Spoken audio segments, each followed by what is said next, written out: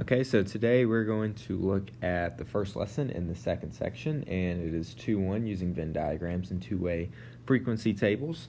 So in this first example right here, we already have a Venn diagram that is given to us, and we're going to create a two-way frequency table from it.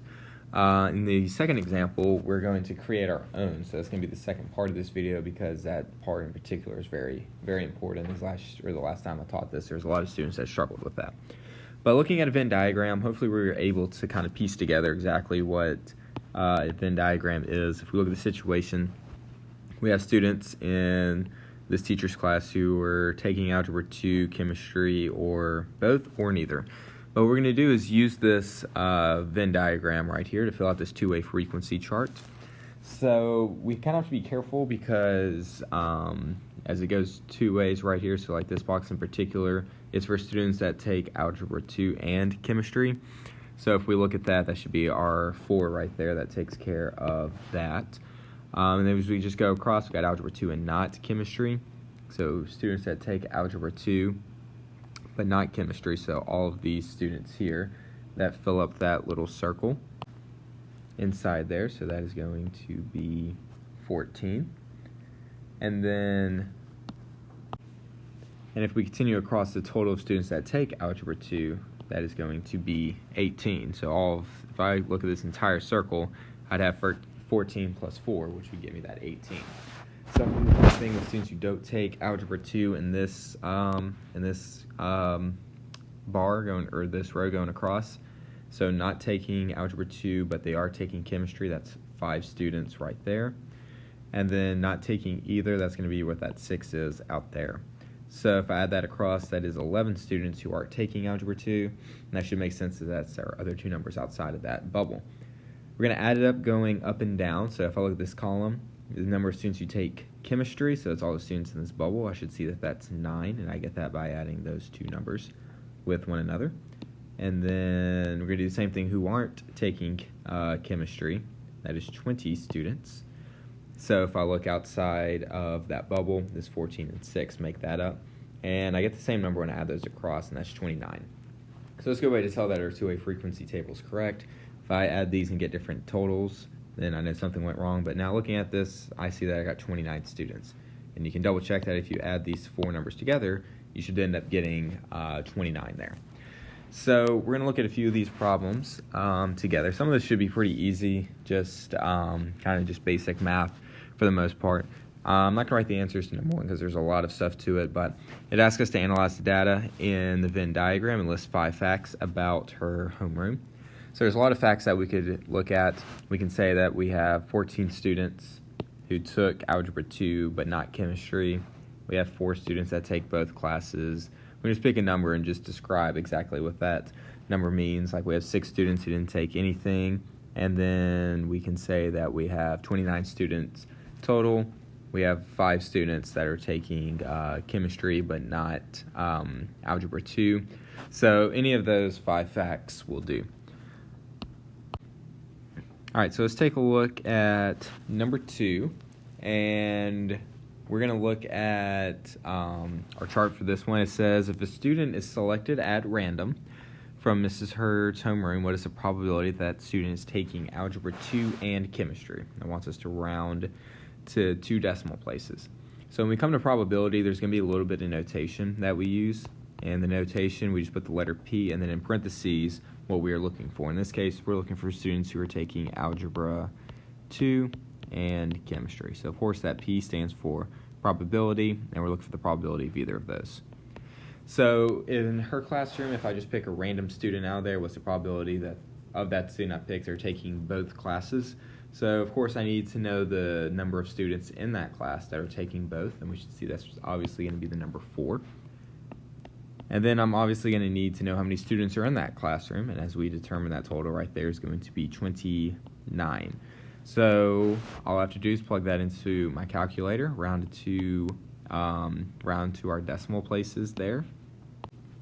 So if I put that into my calculator and then of course multiply by 100 because I'm going to get a percentage here, it is going to be 13.79%. So there's a 13.79% chance that in that class I would pick a student who's taking both of these classes.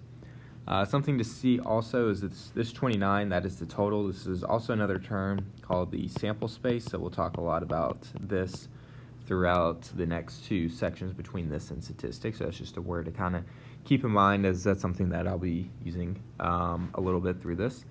Last one we're going to look at right here before we look at the other problems in the section is going to be number 3. It says if a student picked at random, what's the probability that they're not taking Algebra 2 or Chemistry? So again, we're going to write our notation, kind of get in the habit of that. So the probability of not Algebra 2 or not Chemistry. So you're not taking either of these classes. So from that, it should be an easy number to look at on our graph, which is going to be 6, as that's outside of each of our Venn diagrams there. So I'll have 6 divided by 29, and again, something easy to plug into my calculator, and then multiply by 100. I'm going to get 20.69% for that one. Okay, so if I look at number 4, wants us to find the probability of Algebra 2 or Chemistry, and then wants us to explain our reasoning. And then it says that we can use our notation from the addition rule right here.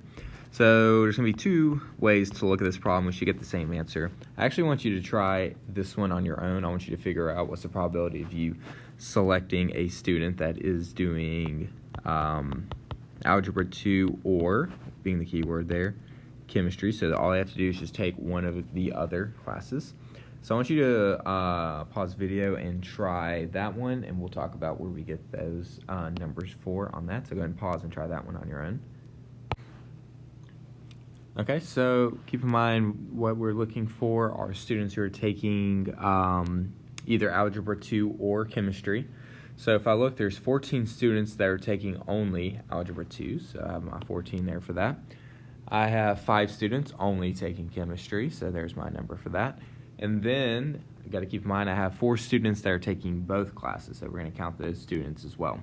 So that's where those 3 numbers come from, and then from there it's just adding those across to get 23 over 29 because there's 29 total students. So my final answer there is going to be 79.31. Something to keep in mind too with probability. The max that you can get is 100%, so if you work this out and you got a number bigger than 100 as your final percentage, then you went somewhere wrong or added too many numbers because you can't have a percentage more than 100%. Like there's not a 110% chance that that it will rain tomorrow. So 100 is the max, so that's something to keep in mind. We're going to look at quickly is the addition rule, and that's something we'll talk a little bit more on throughout this section. But it's just another way to solve this problem. So if I kind of follow the notation, the probability of A, probability of B, and then we subtract out the probability of both of those. So we're going to get the same answer. Like I said, it's just another way of looking at it. So A and B are going to represent our 2 events. So A, we'll use that to represent Algebra 2, and then B will represent the probability of those students taking Chemistry. So, like I said, we're going to get the same number, but the neat thing about this is just kind of another way to look at it. So if I look at the total number of students that take Algebra 2, that is going to be the students that take both Algebra 2 without Chemistry and Algebra 2 with Chemistry. So that is going to be 18 students. Same thing with Chemistry. There's 9 total students that take both. And then I'm going to subtract out the probability of them taking both, which there's only 4 students that do that. So if I type that in my calculator, I'll see I'll get 23 as well. And I'll go through and do the same math, 23 divided by 29, and then I get my percentage there. So let's take a look at the next problem. This is going to be a very important problem to look at. This one might be the trickiest of this little section. So it asks us to find the probability of a student taking Chemistry given, huge word right here, given that the student is not taking Algebra 2. And then it writes out our little notation right there. P for Chemistry, given not taking Algebra 2, wants us to round to do 2 decimal places. So the thing to see from this is that this given part is actually what's going to come first. So this happens first. So of the students that are not taking Algebra 2, of that number of students, how many of them are taking Chemistry? So when you see notation like this, and you'll see this on your test and on your quiz, whatever this back event is, this will happen first. So this happens first, meaning I need to get the number of students, or whatever the scenario is, that meets this description. So if I look at my charts, I'll see that there are 11 students that aren't taking Algebra 2. So I'm going to have 11 students not taking Algebra 2. What it's asking me is, of these 11 students, how many of them are taking chemistry?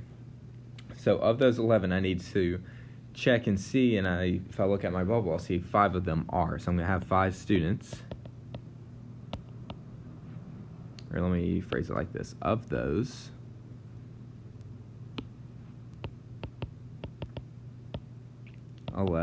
only 5 are taking chemistry. So now I still need to figure out what's my probability. Like I said, if you're ever in a bind of you don't know which one's going to go first, so my two numbers here, just so we're on the same page, is the 11 students and then 5. Like I said, I cannot have a percentage that is greater than 100. So if I divide 11 by 5, I'm going to get over 100%. So I'm going to have 5 over 11, because of those 11 students, 5 of those are the ones who are taking chemistry. And then I just need to get my percentage, and here is my percentage, 45.45. So these we have to be careful on because we're not using the entire sample space. Your sample space is whatever this back event is, which in this case is not taking Algebra 2. So please be careful on a problem like this where it's really easy to just read one of those and just do it over whatever my sample space is of 29. So make sure we're careful on that problem. Lastly, here, number 6, I want you to try these two problems on your own. Or letter A and B. Those should be two pretty easy ones, so go ahead and pause the video and try those two on your own.